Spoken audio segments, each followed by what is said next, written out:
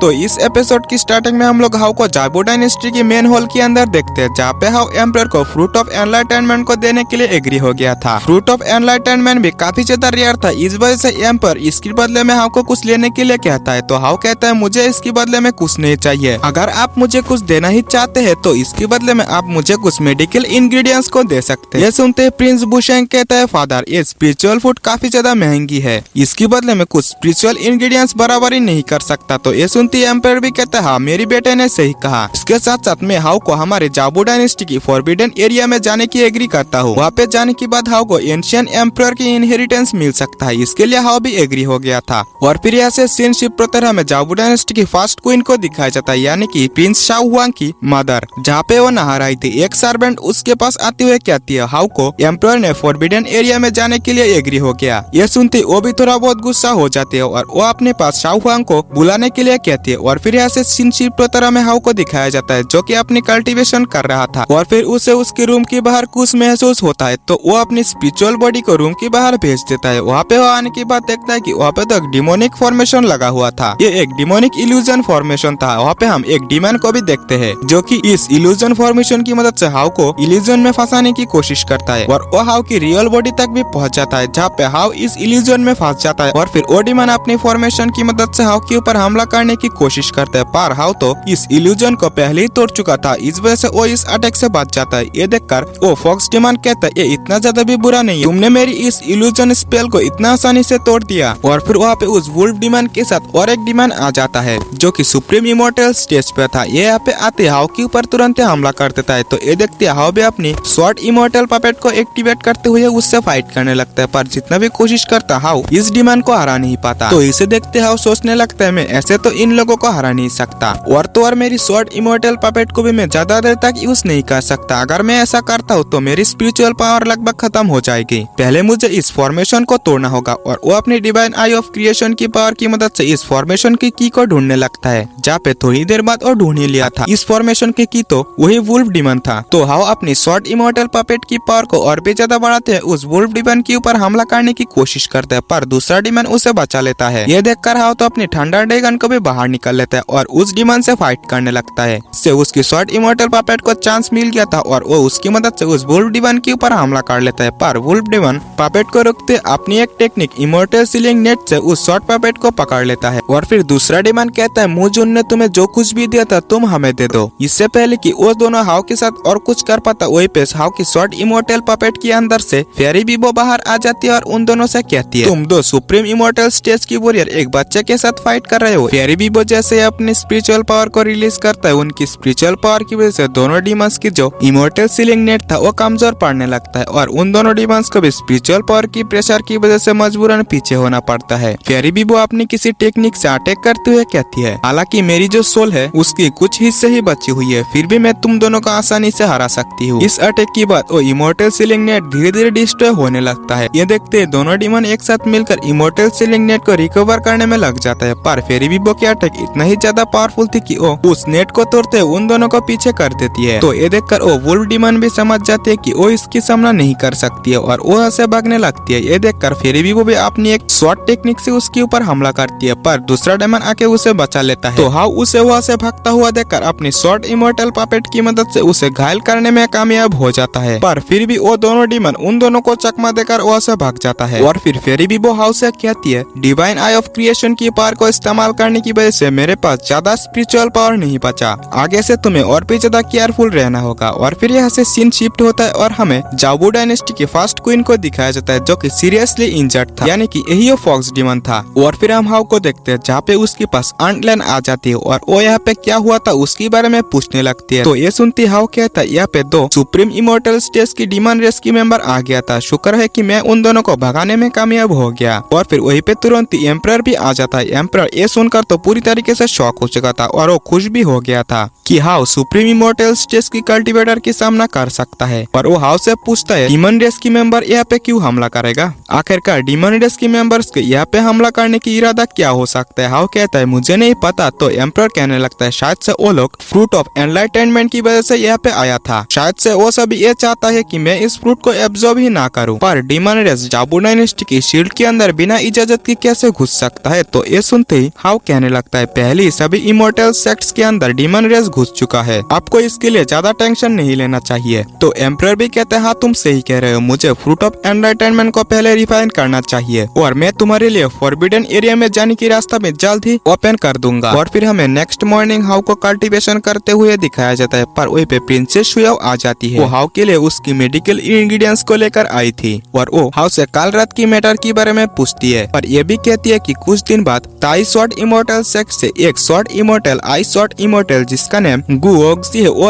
हमारी जाबू डायनेस्टी के अंदर आने वाली है। तो हाउ ये सुनते ही पूछता है क्या अंकल युयांगजी यहाँ पे नहीं आने वाले? तो प्रिंसेस शुयाओ कहती है नहीं, और फिर प्रिंसेस शुयाओ वहाँ से चली जाती है। जाते हुए वो हाउ की कमरे की ओर एक बार देख रही थी, शायद से वो हाउ को पसंद भी करने लगी थी। और फिर हम ऐसे जाबू डायनेस्टी की गेट के सामने देखते हैं जहाँ पे फाइनली आई शॉर्ट इमोर्टल भी पहुँच गई थी, जहाँ पे आंट लियान प्रिंसेस शुयाओ और प्रिंस बुशेंग उन्हें जाबू डायनेस्टी के अंदर ले आती है, जहाँ पे वो लोग आई शॉर्ट इमोर्टल मास्टर को उसकी कमरे तक छोड़ते हुए कहती है आप इस कमरे के अंदर आराम कर सकते हो। आई शॉर्ट मास्टर कहती है 3 दिन बाद इवेंट के अंदर जिसके पास भी टैलेंट है वो अपनी टैलेंट को दिखाकर ताई इमोर्टल सेट के अंदर ज्वाइन हो सकता है। आंट लियान कहती है आप इसके बारे में टेंशन ना लीजिए, मैं सभी मेजर इमोर्टल सेक्ट में ये नोटिस पहुंचा दूंगी। और फिर ऐसे हमें हाउ को दिखाया जाता है जहाँ पे वो उन मेडिकल इंग्रेडिएंट्स का इस्तेमाल करते हुए कल्टीवेशन करते हुए अपनी ब्रेक थ्रू भी कर लिया था, पहले से उसकी पावर कई गुना ज्यादा बढ़ चुका था। और फिर हाउ के पास प्रिंसेस शुयाओ बुशेंग और लिंगजियो आ जाती है, जहाँ पे आते ही वो हाउ को 3 दिन बाद होने वाले इवेंट के बारे में बताती है। हाउ भी वहाँ पे जाने के लिए एग्री हो गया था। और फिर ऐसे ही 3 दिन बीत जाता है और टेस्ट के दिन भी आ जाता है। और फिर हमें जाबू डायनेस्टी की उस जगह को दिखाया जाता है जहाँ पे ये इवेंट होने वाला था। इस इवेंट के अंदर बाकी मेजर इमोर्टल सेक्ट की डिसाइपल्स भी आया हुआ था, क्योंकि जो भी इस टेस्ट को पार कर पाएगा वो इमोर्टल सेक्ट में ज्वाइन हो सकता है। जिस प्लेस पे आई शॉर्ट इमोर्टल मास्टर आने वाला था उस प्लेस पे एक बैरियर से कवर था। जिस डिसाइपल की स्पिरिचुअल एनर्जी स्ट्रॉन्ग नहीं है वो डिसाइपल इस बैरियर के अंदर नहीं जा पाता, पर हाउ का टीम तो काफी आसानी से उसके अंदर घुस जाता है। और फिर आई शॉर्ट इमोर्टल मास्टर भी आ जाता है। आई शॉर्ट मास्टर इन डिसाइपल्स को देखते हुए कहती है तुम में से लगभग ज्यादातर डिसाइपल्स ही गोल्डन पिल स्टेज में मौजूद है, तो हम हार्मोनाइजेशन स्टेज से शुरू करेंगे। और वो डिसाइपल्स को कई सारे नॉलेज देती है और शॉर्ट पर ताओइज्म के बारे में भी बताती है, जहाँ पे एक स्टूडेंट आई शॉर्ट मास्टर से क्वेश्चन करती है कि मैंने सुना है कि ट्रू इमोर्टल स्टेज की कल्टीवेटर्स को इमोर्टल रियरम के अंदर जाने के लिए मौका मिलता है, तो क्या ताई इमोर्टल सेक्ट की कोई भी मेंबर आज तक वहाँ पे जा पाया? आई शॉर्ट मास्टर कहती है हाँ। ये सुनकर तो सभी डिसाइपल्स ही शॉक हो चुका था। और फिर आई शॉर्ट मास्टर कहती है जो भी शॉर्ट पर ताओइज्म और मैंने जो चीजें भी बताया है उन्हें अच्छे से फॉलो करता है तो अपनी पावर्स को यानी कि शॉर्ट को कई तरीके से यूज कर सकता है। तो शाओ वांग आइस मास्टर से कहता है मास्टर आपको क्यों लगता है कि शॉर्ट पर ताओइज्म दूसरों से अलग हो सकता है, क्योंकि शॉर्ट तो सिंगल अटैक ही कर सकता है। तो ये सुनते आइस मास्टर कहती है तुम्हें किसने कहा कि शॉर्ट सिंगल अटैक कर सकता है? शाओ वांग कहते हैं मैंने जिनको भी फाइट करते हुए देखा वो शॉर्ट से सिंगल अटैक ही करता है। शाओ वांग की ऐसी बातों को सुनकर आइस मास्टर भी इसकी सबूत देने के लिए रेडी हो गई थी और वो वह की वाटर की इस्तेमाल करते हुए पहले तो शॉर्ट में क्रिएट करता है और आइस शॉर्ट में, और फिर उन आइस शॉर्ट्स को एक बीस्ट में क्रिएट करते हुए अटैक्स भी करके दिखाती है। ये देखकर तो शाओ वांग को इस पर यकीन ही नहीं हो रहा था। और फिर आइस शॉर्ट मास्टर की नजर हाउ के ऊपर पड़ जाती है जो कि इन सभी चीजों को नजरअंदाज कर रहा था। तो वो हाउ से कहती है मुझे यकीन है कि मैंने जो कुछ भी समझाया तुम्हें समझ में आ गया होगा, तो तुम प्लीज बताओ कि शॉर्ट पर ताओइज्म क्या है? तो हाउ भी कहने लगता है मेरी हार्ट एक शॉर्ट की हार्ट है, मेरी मन भी एक शॉर्ट की मन है, मेरी सोच भी एक शॉर्ट की सोच है। मैं जब चाहूँ तब किसी भी चीज को शॉर्ट में बदल सकता और उससे किसी भी चीज को डिस्ट्रॉय कर सकता हूँ। हाउ को ये सब बताते हुए देखकर कुछ स्टूडेंट तो हाउ के ऊपर गुस्सा होने लगता है, क्योंकि उन लोगों को इसके बारे में कुछ भी पता नहीं था। हाउ भी इसकी प्रूफ देने के लिए तैयार हो जाता है और वो अपनी वुडन पावर का इस्तेमाल करते हुए पहले तो वुडन शॉर्ट क्रिएट करता है और उससे फ्लेम भी क्रिएट करता है। फ्लेम क्रिएट करने के बाद उस फ्लेम से एक बीस्ट भी क्रिएट करता है और उस बीस्ट से अटैक भी करके दिखाता है। ये देखकर तो वो स्टूडेंट पूरी तरीके से शॉक हो चुका था। एक स्टूडेंट तो कहता है ये इतना आसानी से कैसे सीख सकता है, ये तो आइस शॉर्ट मास्टर की पूरी तरीके से कॉपी है। और ये एपिसोड भी यही पे एंड हो जाता है। माफ करना कि वीडियो में मैं कुछ एक्स्ट्रा टॉपिक को एक्सप्लेन ही नहीं कर रहा, क्योंकि मुझे ये सीरीज एक्सप्लेन करने में काफी ज्यादा लेट हो चुका है। इस वजह से मैं सिर्फ मेन टॉपिक ही एक्सप्लेन कर रहा हूँ। खैर अगर आप लोगों ने अभी तक हमारे चैनल को सब्सक्राइब नहीं किया तो प्लीज सब्सक्राइब कर लेना और वीडियो को एक लाइक जरूर से कर देना। मिलते हैं नेक्स्ट वीडियो में, बाय बाय।